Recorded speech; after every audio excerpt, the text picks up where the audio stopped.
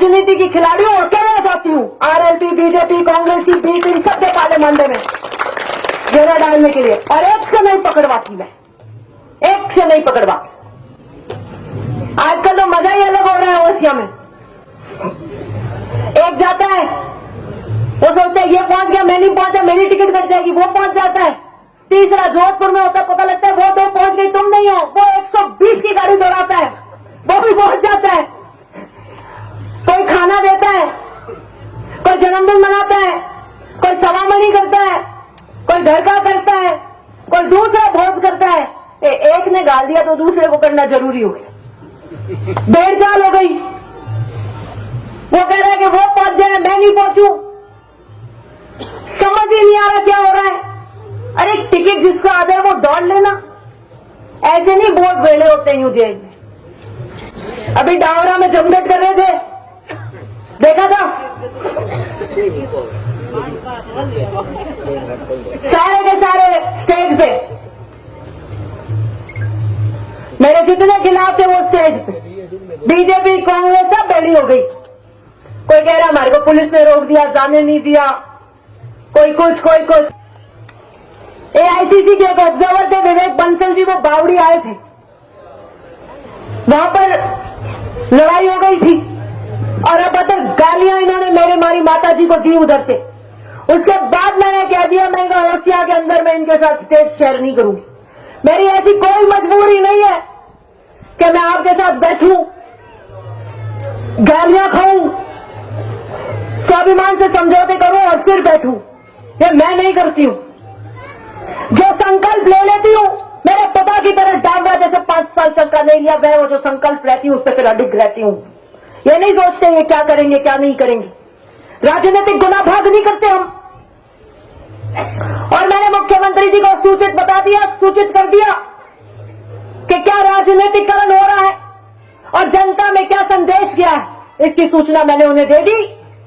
और वो जानते हैं, जब एमपी का चुनाव था, इनको टिकट मिली, मैंने मुख्यमंत्री जी से लेकर दिल्ली के शीर्ष नेताओं तक कह दिया कि मैं इनके साथ ओसिया में कोई मंच साझा नहीं करूंगी, और मैंने नहीं किया और आगे भी नहीं करूंगी। मेरी कोई मजबूरी नहीं है। दिन को कांग्रेस, रात को बीजेपी, फिर मैं वहां जाकर बैठूं और एक होने का ढोंग करें, भ्रम करें। और जनता सब जानती है मैं ढोंग की राजनीति नहीं करती। जब पाले सामने है तो सामने ही रहेंगे। ये पीछे पीछे हाथ मिलाने की राजनीति ना हमने सीखी है, ना करेंगे। आज नागौर में पूर्व सांसद ज्योति जी मिर्जा ने बीजेपी ज्वाइन करी। भारी क्षति है किसान वर्ग को। बलदेव राम जी मिर्जा के साथ नाथूराम जी मिर्जा, मदेना साहब ने शुरुआत करी थी किसान राजनीति का झंडा बुलंद करने में। क्या परिस्थितियां मारवाड़ की तब होती थी, मतौड़ा में गोलियां चलती थी नहीं चलती थी। मदेना मिर्जा वो है जिन्होंने राजस्थान के किसान को पेट काट कर उनके लिए सेवा करी।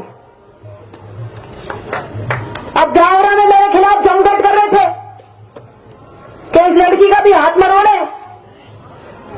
फिर कह रहे हैं कि साहब मुख्यमंत्री जी की छोड़ो, ये तो पीएम को नहीं गिनती। मैं नहीं जाती पीएम, मेरी पार्टी के नहीं है। वहां तिवरी के अंदर एक कार्यक्रम था, मैं नहीं गई। स्वागत है अगर वो कुछ देते हैं, मेरी विचारधारा अलग है और बिना आमंत्रण के भी मैं नहीं जाती हूं। मुख्यमंत्री जी से एक विधायक के रूप में मेरा क्या संवाद होता है, वो यहां पर कहने की बात नहीं होती। लेकिन इस कार्यक्रम का जो राजनीतिकरण किया गया, जिसकी बागडोर इनके हाथ में थी, जिनके घर के बिल्लारा, पीपार, भोपालगढ़, सारे घर के 10 जने वहां बैठे थे। 4-5-10 जनों का जो आवेदन किया वो सारे उसी बागडोर संभाले हुए थे। फिर अपने वाले 2 बीजेपी भी वहां चले गए, पुलिस रोक दिया और बाद में कह रहे हमें रोक दिया। तो वैसे ही आपको पता है 8 में, 13 में, 18 में आप सब अंदर ही अंदर एक थे। क्या जानती नहीं क्या वो सियासी दल था, सबको पता है। अब वहां खुले खाते ही दिखा रहे हो कि हाँ हम देखो 1 रुपया मदेरना के खिलाफ, दबा के दिखाओ। अब तो पर्दे के पीछे भी नहीं करते, अब तो खुले आम में क्या हम यहां है। इससे उत्पन्न जिनके घनश्याम सिंह जी जो थे वो बद्री जी के साथ साथ गए, पांडा बराबर रख के मेरे वहां पे आवेदन कर रहे थे, फिर मूर्ति का कार्यक्रम किया। इससे उत्पन्न जो राजनीतिक परिस्थिति धरातल पे उत्पन्न हुई वो स्थिति मैंने मुख्यमंत्री जी को बता दी, और मुख्यमंत्री जी जानते हैं कि दिव्या स्वाभिमान से समझौते नहीं करती है। 2017 में क्या आने वाला चुनाव शेरनी की तरह लड़ूंगी, मर्दानगी से लड़ूंगी। राजनीति के खिलाड़ियों अकेले जाती हूं, आरएलपी, बीजेपी, कांग्रेस की बी टीम सबसे पहले मानने में। अबोर में पूर्व सांसद ज्योति जी मिर्जा ने बीजेपी ज्वाइन करी। आजकल तो मजा ही अलग हो रहा है ओसिया में। अभी डावरा में झंझट कर रहे थे कि मैं मेरे पिता के अधूरे सपने को पूरा करूंगी। ओसिया की वो जो पंचायत है, वो गांव, वो ढाणी जो हिमालय के मीठे पानी से वंचित रह गई है, वहां पे हिमालय का मीठा पानी मेरे पिता के सपने को पूरा करने का काम करूंगी। मैं 2,000 की परियोजना लेकर आऊंगी। हमारी कथनी और करनी में कभी फर्क नहीं रहा। और आज हनुमान नगर की ग्राम पंचायत के एक मुफ्त आशीर्वाद से आप वो देख रहे हैं, आपका शिलान्यास हमने 1,500 में आपके यहां पर किया। उस रोड पे जाके सैर करके आते हो नहीं आते हो आप लोग? तो जब पानी से लबालब भर जाएगा तब आप जहां तक नजर जाएगी आपको ऐसा लगेगा जैसे कोई महाद्वीप, कोई समुद्र यहां पर है। और सिर्फ ये ऐसा नहीं है कि पीली टंकी में वहां से पानी जाएगा और पाइपलाइन से आपके पानी आएगा। इस रिजर्वायर का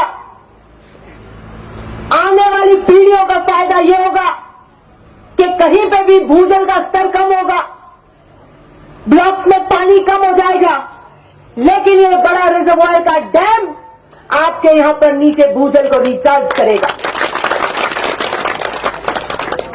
आपकी इस पंचायतों में हमेशा खेत में हरियाली रहेगी। ये काम भी है, ऐतिहासिक काम यहां पर होने जा रहा है। जब मेरे पिता ने वादा किया था तो लोग बात करते थे कि हिमालय पानी की करा से जा पर है, यह तो असंभव है। लेकिन वही पाल जी कह दियो तो है, बात में तो हमें फर्क कभी आए को नहीं आए तो सही बड़ा मैं आई की कर रोज करता नहीं बैठा 75 साल में यह मुश्किल कार्य है। आज आप देख सकते हो उस रोड का निर्माण हो रहा है, उस रोड से कोई जाता है कि कितना बड़ा काम मेरे पिता करना चाहते थे और आज हमने इस कार्यकाल में करा है। जनसंख्या बढ़ गई, वो स्कीम 2008 में बनी थी 1,500, और जब 18 में मैं आई, पीएचडी के अधिकारी यहां बैठे, हमने उसको खोला, रिवाइज किया, क्योंकि जनसंख्या बढ़ गई थी। तो मैं उस वक्त 2 टंकी ले रखी थी, और अधिकतम ऐसा ही होता है पीएचडी के अंदर, एक बहुत बड़ी क्षमता की टंकी बनाई जाती है, उससे 2-3 ग्राम पंचायत 12-15 गांव पिलाते हैं, एक जगह ऊंचाई पे बनाते हैं। जब मैंने उसको स्कीम को देखा तो मैंने कहा जब आप सब कुछ डिजाइन बदल रहे हो, हर चीज बदल रहे हो, तो टंकियों की भी आप क्षमता और नंबर बढ़ाओ। तो मैंने आपकी 6-7 पंचायतों में 2 या 3 की जगह 15 टंकी कर दी। मैंने कहा 20 साल बाद इस टंकी से सप्लाई नहीं हो पाएगी, ये छोटी कम पड़ जाएगी। तो आज जब इतना पैसा लग रहा है, बाद में कोई स्कीम नहीं बनती, फिर ठीक है एक आधी आप जोड़ते हो करते हो, 15-20-30 साल ऐसी बड़ी स्कीम आती है एक बार। मैंने कहा जब फिर दिक्कत होगी तो आज क्यों नहीं हम दूर की सोच के चले। मैंने उसमें सब जगह टंकियां घुसा दी। उस स्कीम 200 करोड़ से 600 करोड़ हो गई। फिर आपकी कारण हमारी जुगतम बजार हुई, वो तो आपने विधानसभा में सुना था। मैं इनका ओसिया की जनता का मत लेकर आई हूं, मां नहीं सुनना चाहती, और हमने जो कलम से लिख दिया वो कट नहीं सकता। 5 टंकी काटी। मैंने पीएचडी के बड़ी गाल दी, वो आप सरपंचों में डालते हो ना, वो आपकी एक के डल गई कर दी तो दूसरे की बड़ी निकालती हूँ, तो मैंने वो बड़ी गाल दी पीएचडी के। मैंने कहा 5 काटी तो 21 लेंगे, कह नहीं साहब हम 5 कर देंगे। मैंने कहा 5 तो कराएंगे, कर क्या दोगे? 5 काटी क्यों? या तो सस्पेंड हो, काटी क्यों आपने? हम वादा करके आए जनता से, जनता के बीच में जनता के हित के काम हमें करने हैं। वो 21 टंकियां ली, कितनी ली? कोई कह रहे हैं कि नरम रहना चाहिए, ऐसा रहना चाहिए, नरम रहता नहीं तो मैं 5 ही उठ जाती, बची 3 ही मिल तो गई। तो आप बता दो नरम रहूं कि कड़क रहूं?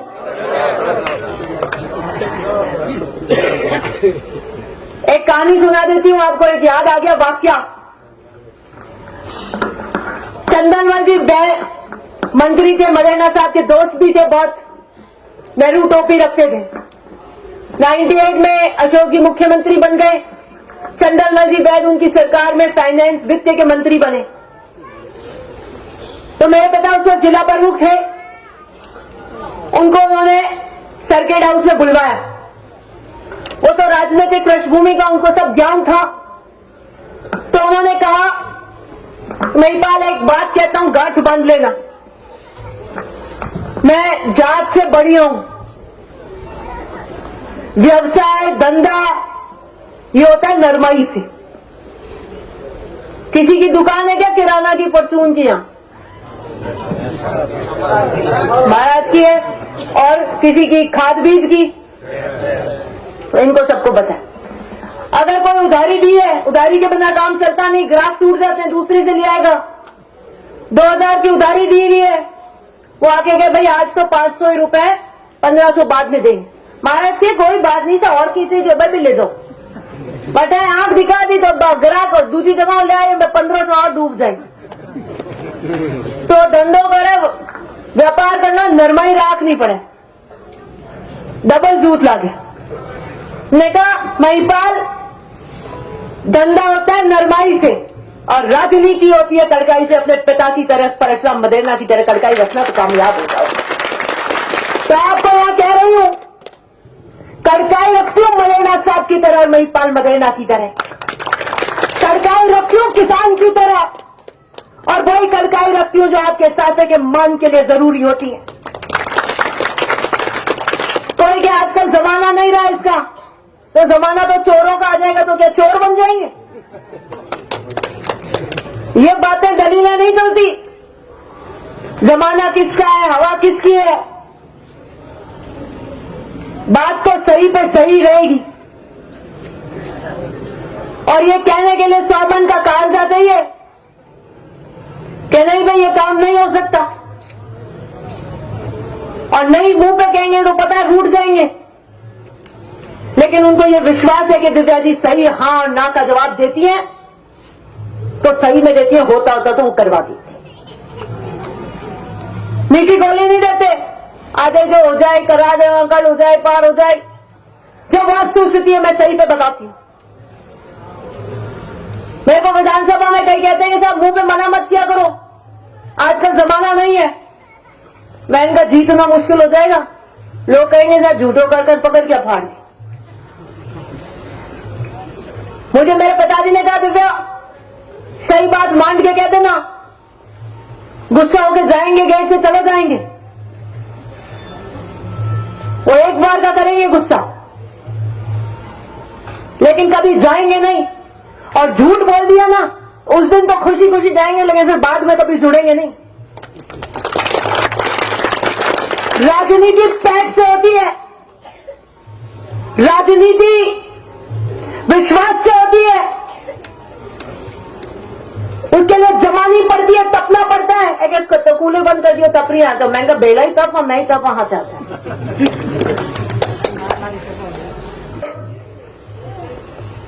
कबड्डी का पाला होता है, एक खिलाड़ी जाता है दूसरे के पाले में, वो दो की 6 टीम बना के रखते हैं कि घेर लेंगे, घेरा डाल देंगे। एक जाता है खिलाड़ी, तो एक बार सती बैठी थी शिव जी के पास में, ऊपर से उड़न खटोले जा रहे थे, सब देवता जा रहे थे। तो उन्होंने पूछा शिव से कि ये सब कहां जा रहे हैं? तो उनका देवी, आपके पिता दक्ष प्रजापति ने यज्ञ रखा है अपनी प्रतिष्ठा के लिए, वहां जा रहे हैं, क्या आपको आमंत्रित नहीं किया? तो उन्होंने कहा नहीं, विष्णु की सभा में मेरी बैर हो गई थी, उसके बाद वो मुझसे ईर्ष्या बैर रख रहे, इसलिए मुझे आमंत्रित नहीं किया। तो सती ने कहा कि मैं चली जाती हूं, मेरी बहनें आएंगी, सबसे मिलना हो जाएगा। तो भगवान शिव ने कहा कि आमंत्रण के अभाव में पिता के घर जाना भी उचित नहीं है देवी, किसी और दिन चले जाना, आज यज्ञ रखा है उन्होंने, सबको आमंत्रित किया, आपको आमंत्रित नहीं किया। उसने कहा मेरा तो घर है खुद का। तो जिद करी तो भगवान ने रोका नहीं।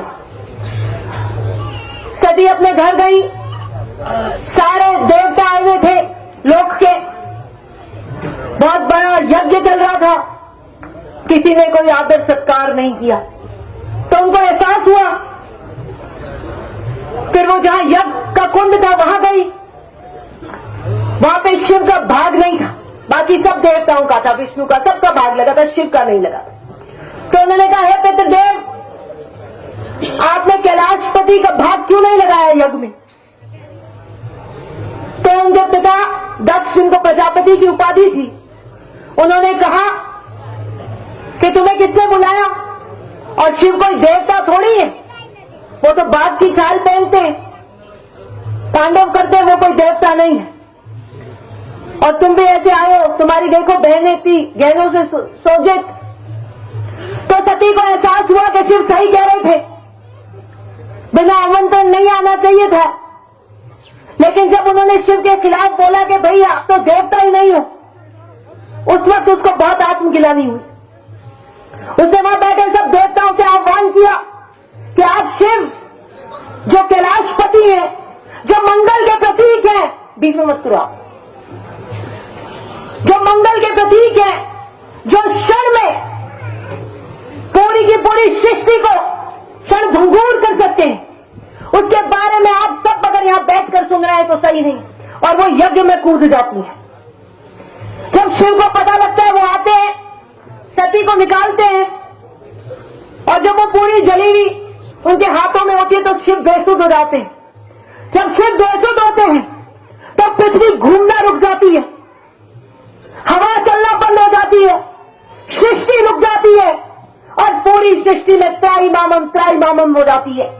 तब विष्णु आते हैं और सती के इसे काट कर वहां पे जमीन पे आते हैं, जो वो जहां जहां पड़ते हैं वहां शक्तिपीठ आपकी पूजा हुई, आप जाते हैं।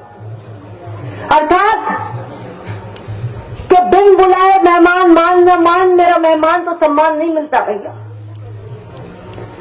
बिन बुलाए तो आप दुख में जाओ, सत्संग में जाओ। आजकल पता ही नहीं क्या हो गया है, भग रहे कोई किधर, कोई किसी को पुलिस रोक रहा है, कोई कांग्रेस के कार्यक्रम में जाना चाहता है, कोई कहां जाना चाहता है, कोई समझ ही नहीं आ रही है कि वहां जाएंगे तो हम पता नहीं क्या दिव्या को घेर लेंगे, हम वहां पहुंच जाएंगे तो पता नहीं क्या दिव्या को घेर लेंगे। कोई आकलन नहीं कि क्या है, कहां जा रहे हैं। आमंत्रण भी बहुत आते हैं तो उसको भी तराजू में तोल के सोचना पड़ता है कि यहां जाएं कि नहीं जाएं। सोचना पड़ता है, नहीं पड़ता है? फिर आप वहां जाएं, सत्कार नहीं हो, फिर नाराज हो, और फिर को हमारा तो, हमें तो जाना था, हम तो गए, हमारा जाना जायज था। तो ये बात कोई पार नहीं पड़ती, दुनिया देख रही। मैं कोई वोटों की झोली भरने के लिए नहीं जाती, ऐसे उसूलों की राजनीति करती हूं और कड़काई से करती हूं, और आपके वोट के दम पर करती हूं, आपके विश्वास पर करती हूं। अगर बयान दे रहे हैं, कल का अखबार मैंने पढ़ा था, वापस आई मेरा शाम को, जब आजकल तो व्हाट्सएप पे भी आ जाता है, ये आए हुए ये इंटरव्यू लेते हैं, सारे इंटरव्यू में मेरा नाम और हेडलाइन एक ही, अखबार की हेडलाइन भी यही, सब जगह एक ही चीज। मैं एक का नाम लेना पसंद नहीं करती, मेरी कोई प्रतिस्पर्धा नहीं है किसी से, कोई कंपटीशन नहीं है, कोई बराबर का हो तो बात ही करे, कोई कंपटीशन नहीं है मेरा किसी से। वो सोच रहे हम दोनों एक हो जाएं, हम दोनों एक हो जाएं। पता नहीं है तुम्हारे भी हाथ कब छूट जाएंगे, कौन किसको धक्का देगा यही खुद का नहीं पता। लेकिन क्या पता एक बार इनको रोके फिर पाला मांडे। कितनी अस्थिरता आपकी हो रही है। 52 में हमने यहां से चुनाव लड़ा, 57 में लड़ा, 62 में लड़ा, फिर गोपालगंज चले गए, फिर 2008 में वापस यहां से लड़ा, अब 23 का चुनाव लड़ेंगे। कांग्रेस के प्रति मेरी निष्ठा पर कोई प्रशंसा नहीं लगा सकता। और जो बात करते हैं उनको यह नहीं पता जो जमावड़ा उस स्टेज पे कर रखा था कि 2020 में राजस्थान की कांग्रेस की सरकार पे अस्थिरता के जब बादल मंडरा रहे थे तो दिव्या मदेना का योगदान है वो सरकार को बचाने में। क्योंकि मेरी कर्तव्य परायणता है कांग्रेस के प्रति। मैं कांग्रेस विरासत में लेकर आई हूं, मैं कांग्रेस विरासत में लेकर आई हूं। वो स्टेज पे बैठे जमघट कर रहे, उनका एक का योगदान नहीं है 20 में सरकार बचाने का। और जब जब कांग्रेस की बात आएगी मैं कांग्रेस के झंडे के नीचे बुलंदी से खड़ी रहूंगी। यह तो अब देखना पड़ेगा वहां नागौर में विकेट उड़ जाएगा, आपका एक बार बड़ा जाट चेहरा चला गया और दुनिया देख रही है कि ये एक लड़की हमारे बीच में संघर्ष कर रही है, हमारे लिए बात करती है, हमारे लिए पाला मानती है, हमारे लिए लड़ाई करती है। उसको हाथ मरोड़ने के लिए क्या हो रहा है ये दुनिया देख रही है। ये संदेश मैं आपको देना चाहती हूं कि आने वाला चुनाव शेरनी की तरह लड़ूंगी, मर्दानगी से लड़ूंगी, आंख में आंख डाल के लड़ूंगी और आपके विश्वास और ताकत से लड़ूंगी। और इस पूरी पट्टी की तो मुझे चिंता ही नहीं है। वो तो कह रहे किलाबंदी जो कर दी है वो किलाबंदी कर रखी है, यहां भूल जाए कोई सेंध लगा लोगे ऐसे ही।